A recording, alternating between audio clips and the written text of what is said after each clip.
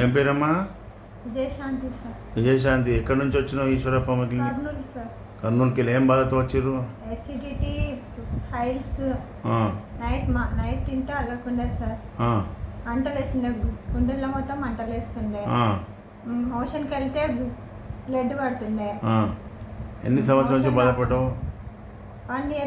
నేను రాకముందు నుంచి 6 years 7 years నుంచి బాధపడినా సార్. ఎక్కడెక్కడ దించుకున్నా తగ్గలేదు అసలు. ఎక్కడ తగ్గలేదు. ఆయుర్వేదిక్ కూడా వాడినానయ్యా, తగ్గలేదు అసలు.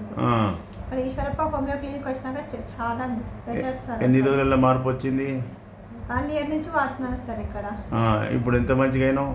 ఇప్పుడు మొత్తం 95% బాగా అయింది సార్. మంచిగా తింటున్నావు, జీర్ణం అవుతుంది, మంచిగా ఉన్నావు, మాట కూడా గట్టిగా వస్తుంది. అప్పుడు మాటలు కూడా రాకుండే. నీకేమవుతుంది అమ్మా? జర చెప్పు కూతురు సంగతి. అప్పుడు ఎట్లుండే, ఇప్పుడు ఎట్లయింది? చాలా బాగా సార్. చెప్తున్నా కదా సార్, పాటికి మర్చిపోయే వాళ్ళ మేము మీ దగ్గర రాకుంటే అంత అనుకున్నారు మీరు? అవును సార్.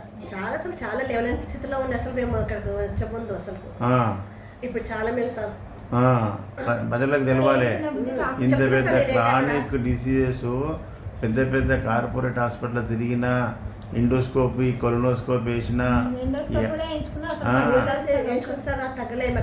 ఎంఆర్ఐలు తీసిన, సిటీ స్కానింగ్ తీసిన, డబ్బులు ఖర్చు పెట్టినా తక్కువ కాని కేసు హోమియోపతిలో తీపి గుళికలు నోట్లు వేస్తే తగ్గిపోయిందంటే మరి హోమియోపతి శక్తి. Very good. అందుకే ప్రజలకు తెలవడానికి చెప్పాలి. మీ అభిప్రాయం కూడా ప్రజలకు తెలిసేటట్టు చేస్తా. ప్రజల్లో చైతన్యం రావాలి. హోమియోపతిలో మంచి డాక్టరు కరెక్ట్ మందు వాడితే ఈ రిజల్ట్ ఉంటుంది.